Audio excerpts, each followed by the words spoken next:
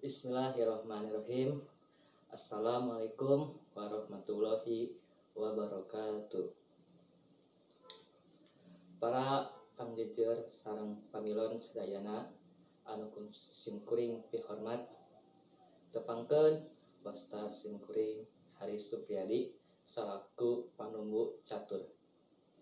Sadaacana acara ieu diawitan, hayu urang sami-sami manjatkeun puji sareng syukur kehadirat Allah Subhanahu wa taala anu atos maparinan urang kusadaya kanikmatanana, utamina nikmat sehat kanggo urang sadayana.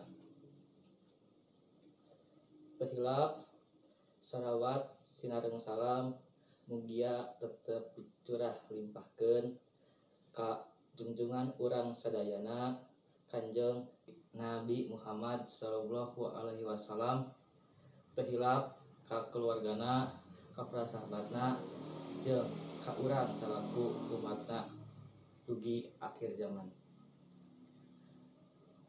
Simkuring ngaturkeun nuhun ka para pangjejer sareng panilon sadayana anu parantos hadir dina ieu acara kanggo ngadiskusikeun ngeunaan pendidikan karakter dina kayaan COVID-19. Kukituna hayu urang buka ieu acara ku bacaan basmalah. Bismillahirrahmanirrahim.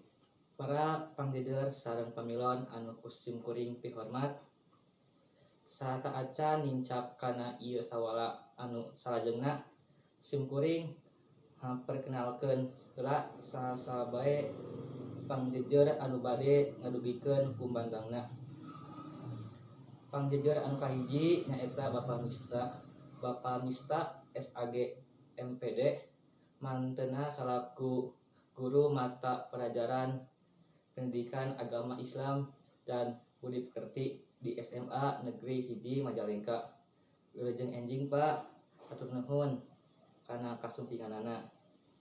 Pangjejer kadua nyaeta Bapak Firman Ratna Nuritman MPD, manteuna salaku guru BK di SMA Negeri 1 Majalengka. Wilujeng enjing Pak, hatur nuhun kana kasumpinganana. Supados leuwih neuleman kana ieu jejer bade ku urang daya hayu urang ngaregepkeun kumandang ti para pangjejer. Sumangga ka Bapak Mista SAG kanggo ngadugikeun kumandangna.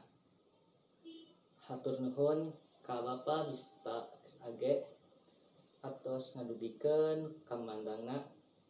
Nurutkeun manteuna pendidikan karakter teh mangrupi pangbelajaran anu pokok kanggo siswa-siswi han kondisina dina kayaan Covid ieu. Pendidikan karakter teh lumayan susah ditepikeun ka para murid salami aya di lingkungan keluarga.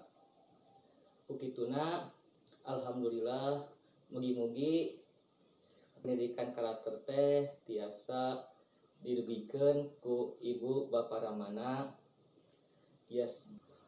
biasa ngabentuk karakter siswa-siswi di bumi masing-masing.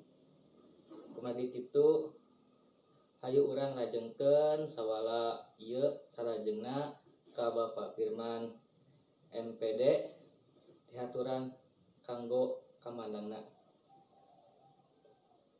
Hatur nuhun ka Bapak Firman Ratna Nuriman MPD atos ngadugikeun kamandangna.